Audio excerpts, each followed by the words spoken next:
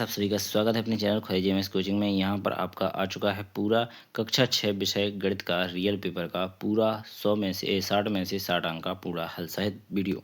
तो यहाँ पर 1 मिलियन किसके बराबर होते हैं, तो 10 लाख इसका राइट आंसर हो जाएगा।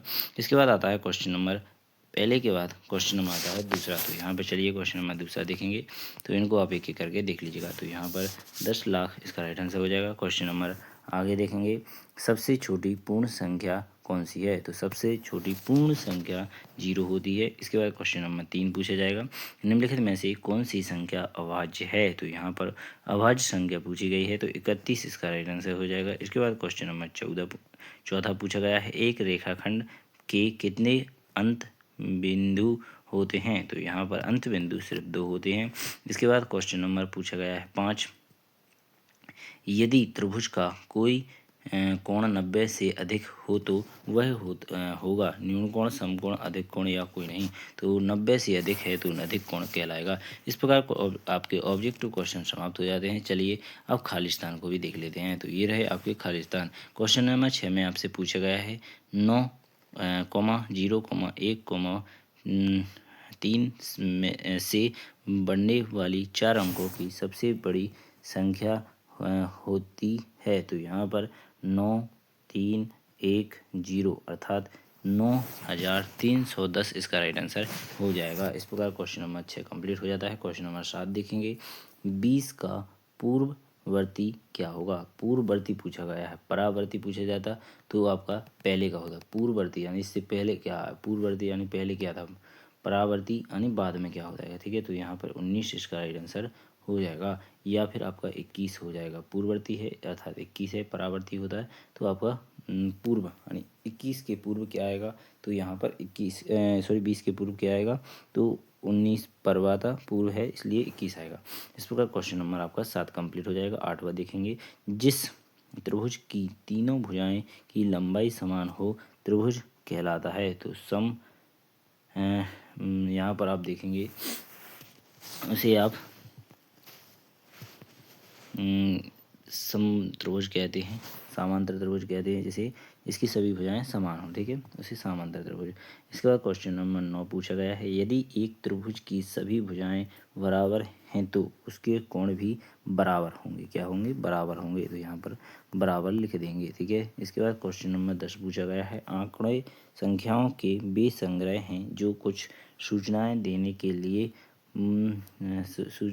के लिए बाध्य किए जाते हैं। तो इस प्रकार आप इनको कंप्लीट कर लीजिएगा। चलिए क्वेश्चन नंबर आपने 10 तक देख ही लिए हैं। क्वेश्चन नंबर 11 में पूछा गया है, संख्या रेखा का प्रयोग कर 4 और 5 का मान ज्ञात कीजिए।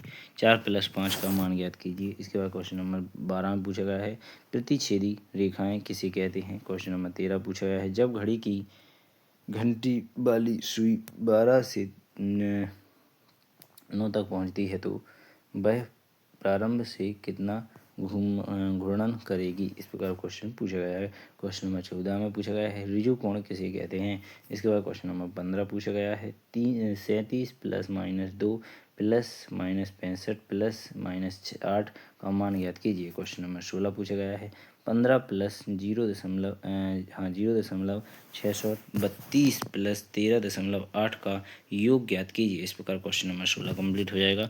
अब देखेंगे क्वेश्चन नंबर 17। तो ये रहे क्वेश्चन नंबर 17, तो इनको भी आप देख लीजिएगा। क्वेश्चन नंबर 17 में आपसे पूछा गया है, 32 + 53 के बीच में सभी पूर्ण संख्याएं लिखिए। इसके बाद क्वेश्चन नंबर 18 में पूछा गया है, कोई भी बहुभुज खींचिए और उसके अभ्यंतर को छायांकित कीजिए। इस प्रकार क्वेश्चन नंबर 19 देखेंगे, -7 + -8 + -90 का मान ज्ञात कीजिए। इस प्रकार क्वेश्चन नंबर 20 पूछा गया है, 12/15 -7/15 का हल कीजिए। इसके बाद 21वें क्वेश्चन में 5/7 में से 2/5 को घटाइए।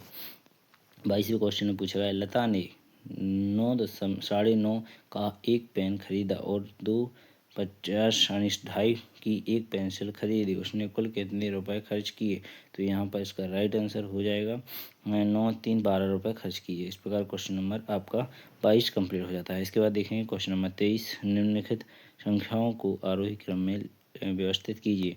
तो यहाँ पर आप इनको देख लीजिएगा। तो ये रहे क्वेश्चन नंबर 23। इसके बाद क्वेश्चन नंबर 24, क्वेश्चन नंबर 25 भी आपको स्क्रीन पर दिख रहा होगा। चलिए और भी देख लेते हैं। तो ये 25 नीचे आपको क्वेश्चन नंबर 25 के आंसर पूछे गए हैं, वो भी दिए गए हैं। जैसे किस गाँव में ट्रैक्टरों की संख्या न्यूनतम है, तो यहाँ पर गाँव डी में न्यूनतम यानी कम है। ठीक है, तो इसका राइट आंसर आपका डी हो जाएगा। इसके बाद क्वेश्चन नंबर दूसरे में पूछा है किस गांव में ट्रैक्टरों की संख्या अधिक है, तो यहाँ पर सी इसका राइट आंसर हो जाएगा। इसके बाद क्वेश्चन नंबर तीसरा पूछा गया है गांव सी में गांव बी से कितने ट्रैक्टर अधिक हैं, तो बी से कितने अधिक हैं सी में, तो 3 ट्रैक्टर अधिक हैं, तो 3 लिख देंगे।